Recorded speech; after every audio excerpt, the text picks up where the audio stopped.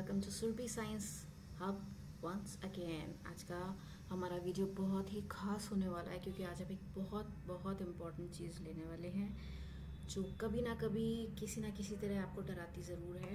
तो आज हम उसका सोल्यूशन लेके आए हैं। So let's start with our video. हमारा टॉपिक है आज how to get good marks in exams. इसमें मैं आपको पॉइंट्स बताऊंगी जिससे आप एग्ज़ाम्स में अच्छे मार्क्स ला सकें, क्योंकि पढ़ते तो सब हैं लेकिन मार्क्स उसी के आते हैं जो एग्ज़ाम्स अच्छा करके आते हैं। तो चलिए देखें क्या क्या पॉइंट्स हैं। सबसे पहला पॉइंट है डिफरेंस बिटवीन। अब अगर हम इस लाइन को पढ़ें, the difference between root and shoot is that root absorb water and minerals whereas shoot is responsible for transport. The other difference that roots have root hairs whereas shoot has blah blah blah. ज़्यादातर लोग differences जब पूछे जाते हैं exam में तो ऐसे ही लिखते हैं, लेकिन अगर आप इसको गौर से देखें तो क्या पढ़ने लायक लगता है? ऐसा लगता है कौन पढ़े इतना सारा। इसलिए हमेशा डिफरेंसेस जो होते हैं उन्हें टेबुलर फॉर्म में इस तरह से लिखना चाहिए। इसमें आपको पॉइंट्स भी आप बता सकते हो कि आपने कितने पॉइंट्स में लिखा है, और इसमें प्रॉपर दिख भी रहा है कि क्या क्या डिफरेंसेस हैं दोनों में। इसमें एक चीज़ नोट करने वाली है, वो ये है कि जितने मैंने पॉइंट्स लिखे हैं, जैसे फर्स्ट सेकंड जो भी पॉइंट्स लिखे हैं मैंने उनको अंडरलाइन भी किया है, और आप भी उनको अंडरलाइन ज़रूर कीजिएगा क्योंकि कभी कभी एक्सटर्नल या टीचर्स के पास इतना टाइम नहीं होता तो वो पॉइंट्स देखते हैं कि आपने कितने पॉइंट्स डिफरेंसेस के लिखे हैं। So just look at the points, तो पॉइंट्स को अंडरलाइन करना ना भूलें।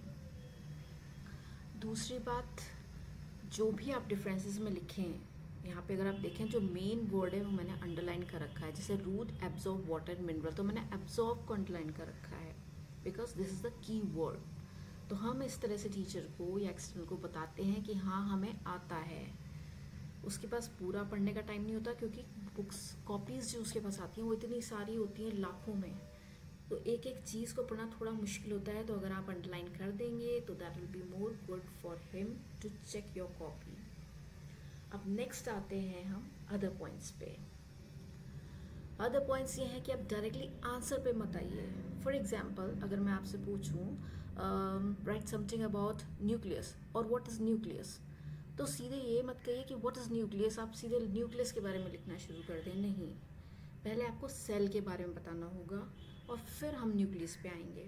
लेकिन इतना ज़्यादा भी मत बताइएगा कि आप सेल ही बताते रह गए और जो मेन न्यूक्लियस है वो रह गया। 2-3 लाइन में आप सेल डिफाइन करेंगे एंड देन न्यूक्लियस। अब जैसे यहाँ रूट शूट की ही बात अगर हम लें तो पहले हम प्लांट बताएंगे, उसके पार्ट्स बताएंगे, फिर हम बताएंगे कि हाँ रूट और शूट भी उसके पार्ट्स होते हैं, and then we come on root and shoot. इस तरह से आप अपना डिस्क्रिप्टिव आंसर लिखेंगे। दूसरी बात यह है इम्पॉर्टेंट पॉइंट, जैसे कि मैंने अभी आपको बताया कि जो भी आपको इम्पॉर्टेंट या कीवर्ड लगे उसको अंडरलाइन करना ना भूलें। कुछ लोग होते हैं कलरफुल पेन्स लेके जाते हैं, उनसे अंडरलाइन करते हैं, वो भी अच्छी चीज़ है, बट रेड कलर नहीं यूज़ करना है, रेड पेन यूज़ नहीं करना है। आप कोई और कलर यूज़ कर सकते हैं। टाइम नहीं है तो कभी कभी तो मैं तो ब्लू पेन से ही अंडरलाइन कर दिया करती थी इंपॉर्टेंट वर्ड्स को, पर थोड़ा डार्क अंडरलाइन करती थी जो दिखे दूर से ही। इसके अलावा हम डायग्राम्स की बात करेंगे। डायग्राम्स जहाँ तक हो सके बायोलॉजी में बहुत इम्पॉर्टेंट होते हैं। आपको अगर डायग्राम आता है तो आपको पूरा डिस्क्रिप्शन आता है, इज़न्ट इट? अगर आपको डायग्राम याद है तो आपको उसी को ही बना के और इसी को तो डिस्क्राइब करना है। कभी कभी ऐसा भी होता है कि क्वेश्चन में पूछा जाता है ड्रॉ अ लेबल डायग्राम, लेकिन कभी कभी नहीं भी होता। उस केस में भी आपको डायग्राम बनाना है, बहुत हाई फाई नहीं बनाना, एक रफ डायग्राम। जैसे कि अगर हम इस स्लाइड को देखें, यहाँ मैंने रूट का एक डायग्राम बनाया और उसमें राइजोम शो किए, ये बिल्कुल एक रफ डायग्राम है। ऐसे यहाँ पे मैंने शूट और इसके ये थोड़ा सा इसमें स्टेम्स निकाल दिए हैं। इस तरह का एक रफ डायग्राम आप बना सकते हैं। और हाँ, उसकी लेबलिंग ज़रूर कीजिए। यहाँ मैंने लेबलिंग नहीं करी है। Labelling should be neat and perfect, और उसमें स्पेलिंग मिस्टेक तो बिल्कुल नहीं होनी चाहिए, तो उसकी लेबलिंग भी कीजिए। और नेक्स्ट आता है राइटिंग।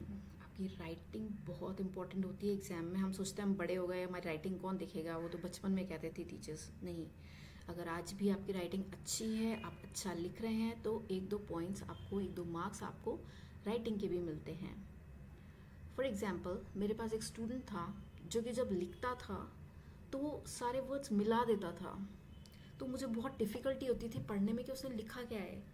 पढ़ता तो वो था अच्छा और लिखता भी अच्छा था, पर जब सारे वर्ड्स मिले हुए हों तो आप कैसे उसको ढूंढ सकते हो कि उसने क्या लिखा है। कभी कभी कुछ लोग ऐसे करते हैं। राइटिंग में और भी बहुत सारी प्रॉब्लम्स होती हैं जो मैं आपको नेक्स्ट वीडियो में बताऊंगी। तो राइटिंग एकदम परफेक्ट होनी चाहिए, अच्छी होनी चाहिए। मैं ये नहीं कहती कि बहुत कर्सर राइटिंग टाइप आप लिखिए, लेकिन फिर भी ऐसा होना चाहिए कि सामने वाले को समझ में आए कि क्या लिखा है। नेक्स्ट हम बात करते हैं लेबलिंग की।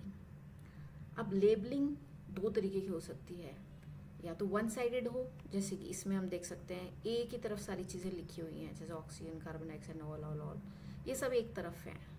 और या फिर ऑल साइड्स में हो सकती है, ऐसे जैसे आपको ठीक लगे, जैसे आपके टीचर्स कहें। क्योंकि हमारे यहाँ कभी कुछ टीचर्स कहते थे एक तरफ ही लिखो सब लोग, कोई कहता था कि नहीं नहीं through all the sides लिखो। So it depends upon you, लेकिन लेबलिंग नीट होनी चाहिए। जैसे कि यहाँ पे आप देख सकते हैं एक एक चीज़ हमें समझ में आ रही है, चाहे रफ डायग्राम हो चाहे परफेक्ट डायग्राम हो, the labelling should be neat. So this comes to an end to our video. अगर आपको पसंद आया हो तो प्लीज़ को लाइक शेयर कमेंट करना ना भूलें। And all the best for your exams.